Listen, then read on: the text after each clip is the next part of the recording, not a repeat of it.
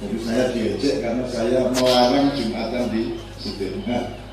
Aku senang banget. Senang banget. Karena saya dijunjung oleh orang yang memfitnah saya. Aku kan itu soko-soko. Nek Pak Syafi'i Ma'arif kan mengerti benang merahnya Quran. Jadi dia punya kredibilitas dan kredibilitas dan ekspektasi untuk bertakwa. Khusus juga ulama yang pantas bertakwa. Yai Said Akil sudah pasti karena dia ketua PBNU, dia pantas bertakwa. Aku lah orang. Tapi saya disejajarkan sama beliau bertiga yang fatwanya tidak didengarkan oleh orang banyak. Aku senang kayak tadi aku ini gue ingin aku nunjuk aku. Aku ini ya tahu ngomong Jumatan neng dalam kira itu ya aku nggak tahu ngomong itu jelas, tapi orang kok nek kok fitnah ngukui. Aku ini ditakoni sembahyang neng dalam tidak, ojo neng dalam duit kelopo itu. Ngomong duit itu 10 waktu gue mencolok ngomongin 10 sholat itu. Nek gue wangi nunggang pesawat neng duit pesawat gue sembahyang apa banyak gitu.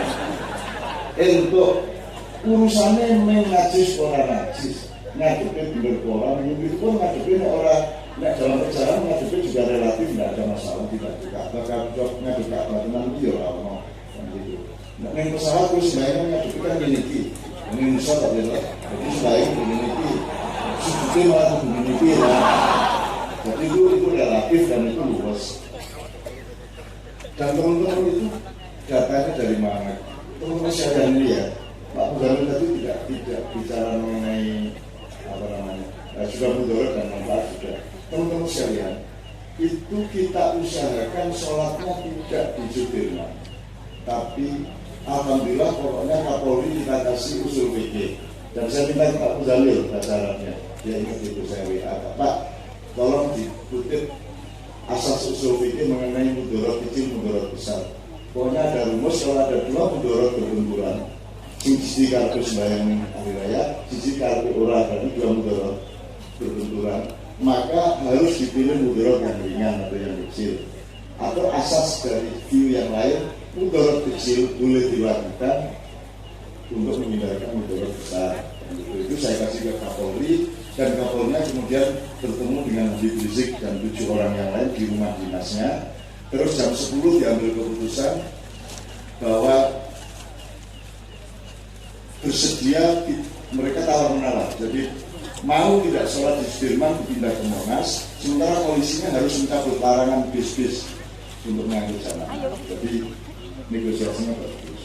Itu jam 10, jam 9.55 keputusan itu terjadi dan saya langsung dikasih tahu dan saya sudah umumkan kepada teman-teman.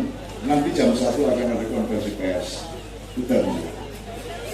Bismillah merapat ke tengah. Alhamdulillah. Ini apa yang dilakukan? Aku tidak mungkin.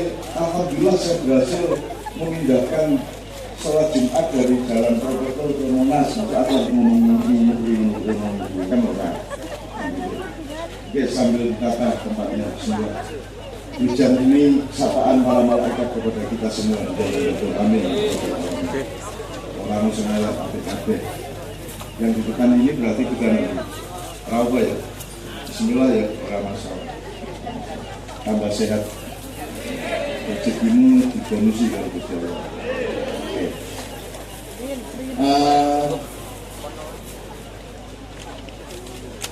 Kalau saya mau jauh di kota sebuah generasi.